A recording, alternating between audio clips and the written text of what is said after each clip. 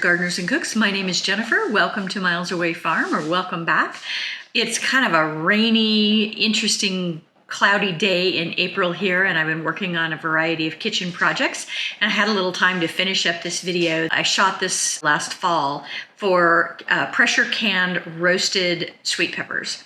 And this recipe basically comes from this book by the University of Georgia called So Easy to Preserve. And it is just their standard recipe for how to can peppers of all kinds. Peppers are generally interchangeable in recipes.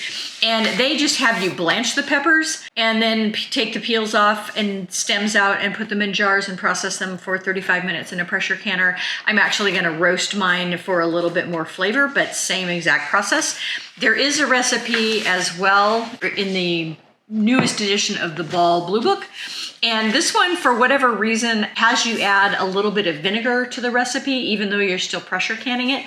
I don't know exactly why that is. If it's just a texture thing, it's not enough acid to make a significant difference in terms of safety issues. So I'm guessing it's probably for texture and flavor. And I did not do that in this particular recipe. This book, everything in here is considered safe, and it gets reissued every once in a while. It costs, I'll put the price up on the screen. I can't remember what it currently costs. You have to order this directly from the University of Georgia, but this is the same place that the National Center for Home Food Preservation, all of their recipes are coming from. And so this is basically a hard copy of a lot of that stuff. So really nice recipe. I don't know about you, but every once in a while I run across a recipe for a dinner that calls for a jar of roasted peppers, either in a nice fresh salad of various kinds, or going into one dish recipes for chicken and rice and that kind of thing. And it's very nice to have these on hand for that purpose. And I usually just roast my peppers and freeze them, but I had always wanted to have them be in a shelf-stable form. And so this last fall I was able to do that, and it's been very nice to have these on my kitchen shelves. So roasted, pressure canned sweet peppers. Let's get started. So if you followed me for any length of time, you know that I have a chili roaster that I bought during the COVID pandemic with some of the funds sent by our friendly government. But if you don't have one of these, you can roast peppers on your grill, you can roast peppers under your broiler in your oven, or you can just do this recipe without roasting them at all. If you do that, it does call for blanching them instead. And this is what our beautiful peppers look like once they're roasted. I did not can all of these for this recipe. I also did a marinated pepper recipe. And I'm going to try to remove as much skin as I can here. But the recipe for sweet peppers, it doesn't actually require you to remove the skin. And all of this skin just got exposed to some very high heat. So I feel like it's been fairly well sanitized. And they didn't completely come loose, partly because my heat was a little bit low on my roaster, because it turned out we had a spider who had built a web inside the port for the propane, and so things were not as hot as they normally were. But I'm getting the worst of the skin off, and some of that roasted flavor is in that skin, and so I'm just going to leave the rest of this on here. These are cornitos peppers. They are a bullhorn style pepper instead of a bell pepper, but they are very sweet and nice. And at this point, I'm just putting these into pint jars. I think these have to be pint or half pint. I don't think the recipe calls for quart. Remember, you can always size down, but you can't size up from what the recipe calls for. And I am just packing those in there, not super tight, and I need a 1-inch headspace.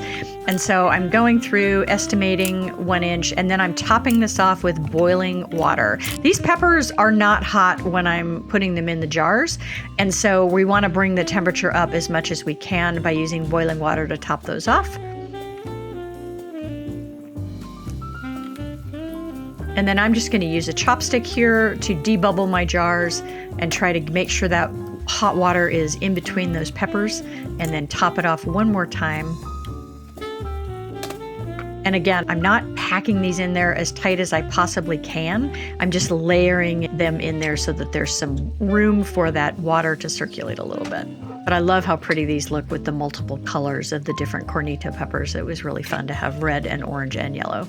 You could do these with green peppers too, but if I'm going to go to this much work, I want my peppers to be sweet and ripe and not green. Fun fact, all green peppers are unripe peppers, and that's part of why they have that kind of bitter flavor. I've got a mix here of wide mouth and regular mouth jars. And when I'm pressure canning, I have learned over trial and error that I want my jars to be a little bit tighter in terms of the ring than it normally would be, just because they're going to be in there for a good long time.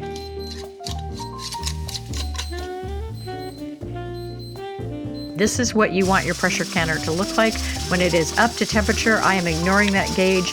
That weight is at 10 pounds and it's letting off any steam that's above 10 pounds. I'm going to process these for 35 minutes. Let the pressure come all the way down to natural, and then let them cool in the canner for about 5 minutes after I take the lid off before I remove them from the canner.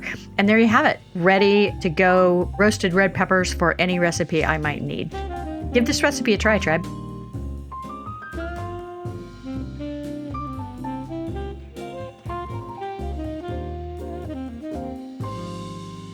Thanks for watching, tribe. If you like this kind of content, give me a thumbs up, subscribe, leave me a comment or share. I have new content coming out whenever I have time.